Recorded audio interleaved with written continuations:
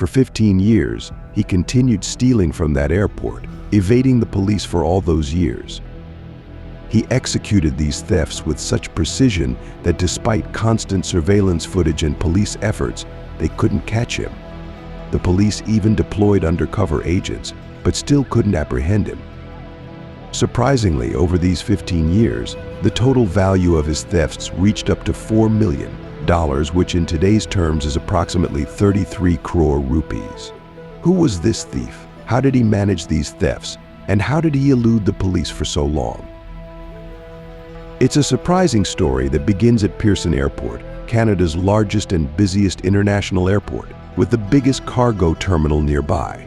Thousands of shipments pass through this terminal daily, worth millions, making it a highly secure location with nearly 100 police officers and 20 police dogs stationed.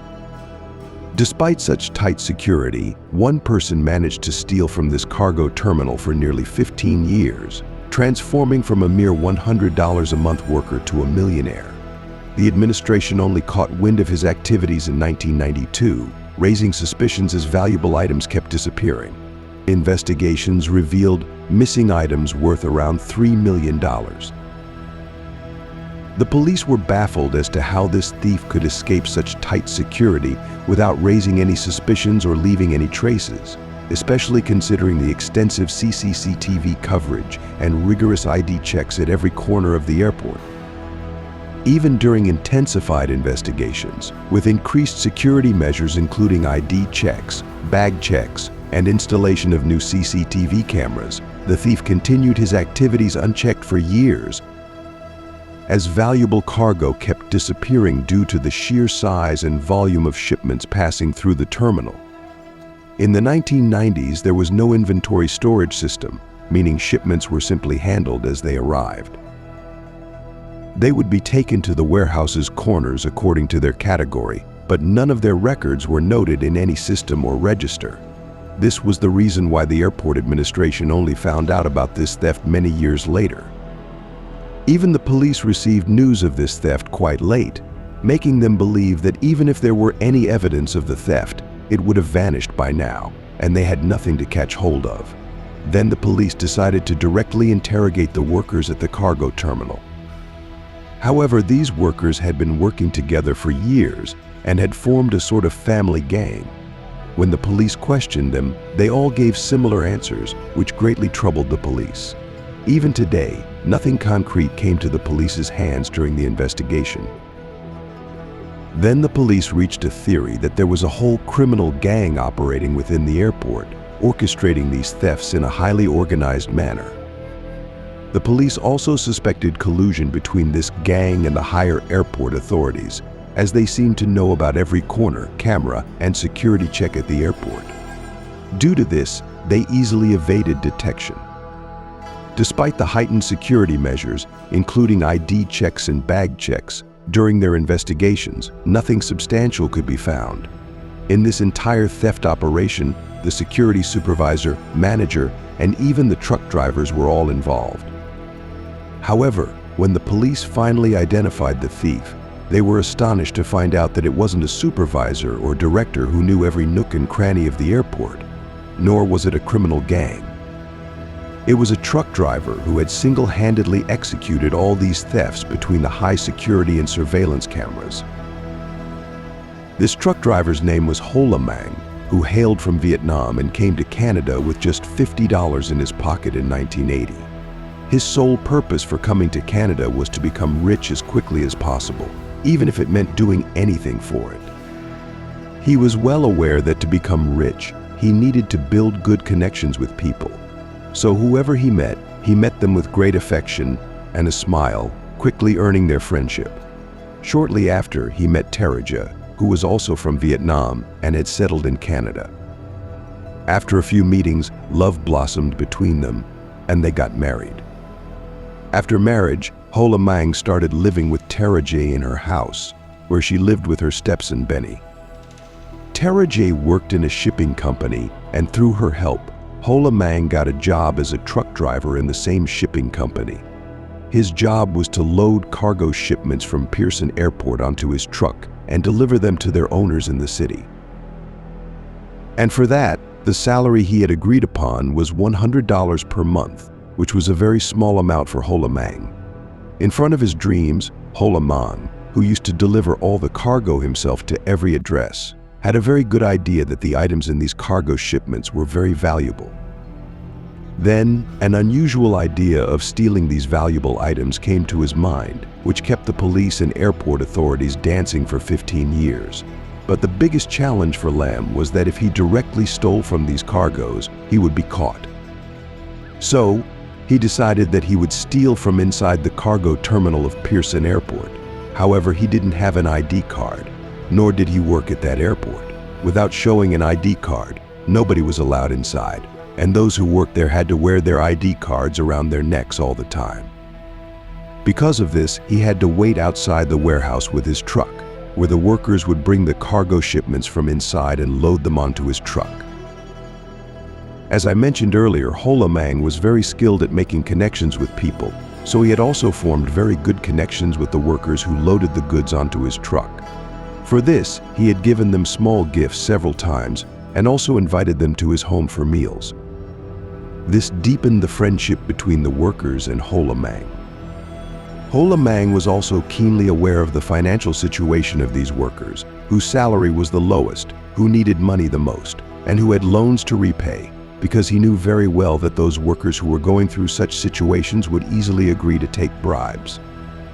One morning, a worker was loading cargo shipments onto Ho Lamang's truck when Ho Lamang approached him and told him to secretly load some extra shipments onto his truck without informing anyone, and in return he would give him $2,000.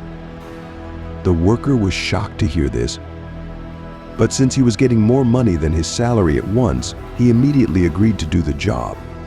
The worker knew very well that the cargo terminal was so huge that some shipments would go missing from there, and no one would notice. This theft by Ho Lamang was the first step he took successfully. Now, he comes back home and opens the cargo shipment, which was filled with electronic items worth about $1 million. This was the first theft in which Ho Lamang made $2,000 by making $1 million worth of goods disappear. Now, the biggest task for Lam was to sell these electronics items, for which he had to find buyers, and then he would sell the stolen goods from the market to computer and electronic stores. He sells at low prices, and in the same way, he again bribes to get a cargo shipment loaded onto his truck. But this time, instead of electronics, clothes come out of it. Although their value was not as much as electronic items, yet what he got from the bribe was much more than that, and he sells it to people at the market for even lower prices. And in this way, his cycle of theft continued. He started making different workers disappear cargo shipments by bribing them, and then he started selling the goods to different people. This strengthened his network, and his grip kept getting stronger. Now he had a very large team of workers who were working for him by staying in the cargo terminal. And this is where it all begins, a simple truck driver turning into a very rich thief. But he was still facing a major challenge, and that was the cargo shipments he made disappear by bribing. They were completely sealed from the outside, so it was not known what was inside. Sometimes clothes came out of them, sometimes shoes, sometimes electronics, and that's why he had to find new buyers every time, which made it quite difficult for him to sell stolen goods. Then he decides to tell his wife Teresa, who worked with him in the shipping company, about his thefts and work with her. The reason behind taking Teresa along was that in the department where Teresa was in the shipping company's office, cargo shipments were handled. And the work involved documentation, making it easy to know which shipment was coming, which flight it was coming from, where it would be stored, what items were included, and what their prices would be. Upon hearing Ho Lamang's proposal, Terry is ready to join him. Now, Ho Lamang started keeping an eye mostly on valuable shipments because he already knew their locations where he would bribe his men to retrieve those valuable shipments, and since he already knew what was inside that shipment, he would seal the deal beforehand. This meant that the shipment was already sold before it arrived. Now, Ho Lamang's greed grows, and he starts making big shipments disappear along with small ones. Where he used to steal 1 or 2 shipments during the day, Now he starts stealing 3 or 4. But due to stealing more shipments, he started facing many problems because there was a lot more merchandise in the big shipments. So now he needed more buyers to sell them, and due to the demand, handling all this alone was becoming quite difficult. This meant that although he was stealing more shipments, he couldn't sell them due to the lack of proper distribution and manpower. Then he decides to involve his wife's stepson Beanie to work with him. Beanie gets ready to work with Ho Lamang and takes responsibility for selling all the shipment goods and distribution.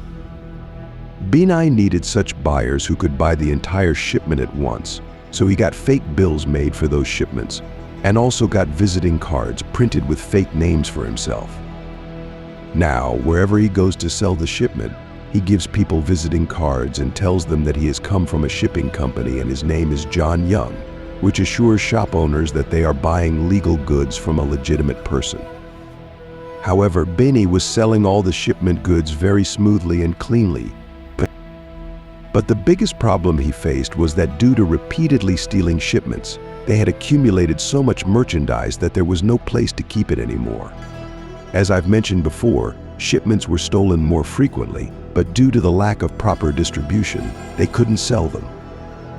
Now, to deal with this problem, Ho Lamang needed a big and safe place where he could easily store all the goods and the police couldn't reach him. That's why he needed 2 houses. He buys houses next to each other. He starts living in one and uses the other like a storage warehouse. Ho Lamang had bought 2 adjacent houses, and there were also other houses nearby where his neighbors often saw him bringing and taking goods from the storage warehouse. This seemed very strange to them, and they couldn't help but wonder what his neighbor was bringing and taking from here all day and night. Ho Lamang started feeling a sense of suspicion from his neighbors, and that's when he reverted to his old trick. He went to each of his neighbors' houses one by one and, introducing himself, told them that he had recently moved into the neighborhood and also brought gifts for them. Some people even asked him why there were shipments in their houses, to which he explained that he worked in the shipping industry and sometimes used his house for warehousing. Since Ho Lamang presented himself very well to his neighbors, and because of the story about his warehouse, their suspicions about him disappeared. Due to the lack of demand and supply, he had fewer buyers, and since cargo shipments were more, his second house was also completely filled with goods. Then comes the 1990s, the era when the internet had knocked on America's door, and along with it, some online selling websites emerged, one of which was eBay.com. He started selling stolen goods at cheap prices. Now Lamang began receiving orders from Canada as well as from all over the world. He started packaging and processing them from his storage warehouse, and before long, his sales reached up to $5,000 a month. He continued selling his goods on eBay for many years. He would steal car shipments from the cargo terminal very easily, and all these stolen goods sold quickly. This theft operation lasted for 15 years, and among those who helped him the most were the workers at the cargo terminal. These workers were so loyal because over the 15 years, Lamang paid off their loans, covered their hospital bills, and helped them out financially whenever needed. Then, on the morning of November 21st, 2001, the phone rang at the Toronto police station. A man on the phone reported that there had been a theft at his computer store, which was a theft unrelated to Lamang. However, this theft ultimately led the police to uncover Lamang's entire operation. Upon investigation, the police discovered that most of the hard drives stolen were from that store. When they checked the serial numbers of those hard drives, they matched the serial numbers of the hard drives stolen from the airport. This was the breakthrough moment for the police. Now, the police started questioning the owner of that store about where he had purchased those hard drives. He told them that he had bought those hard drives from a person named Yong, who worked for a shipping company. The store owner also provided Yong's contact number. When the police checked Yong's contact number, they found that it was registered under a false name. The police then put the pieces together and realized that the person behind this was Beanie, who was Lamang's stepson. They called Beanie, who eventually confessed. However, instead of arresting him, the police wanted to catch Omang red-handed. Instead of arresting him immediately, the police started keeping an eye on him. They followed his truck to the airport, where he picked up cargo shipments and delivered them to people, then took the stolen shipments to his storage warehouse. This was the moment when the police raided Omang's house and arrested him, along with Teresa, for their involvement in the theft and for storing stolen goods. Upon confiscating the stolen shipments, the police were astonished to find a significant amount of cash hidden inside beds, sofas, and staircases between the rooms. The total amount of cash seized amounted to $1.2 million. Omang agreed to cooperate with the police, confessing to his crime and surrendering the stolen goods. He also returned $3 million that he had earned from his criminal activities. Due to his cooperation, the police released Teresa and Benny. Omang's sentence was reduced from 12 years to 2 years. This was the story of 100 thieves who had been robbing the police and airport authorities' eyes for 15 years. How did you find this story? Let me know in the comments section. Like and subscribe inside for the next video.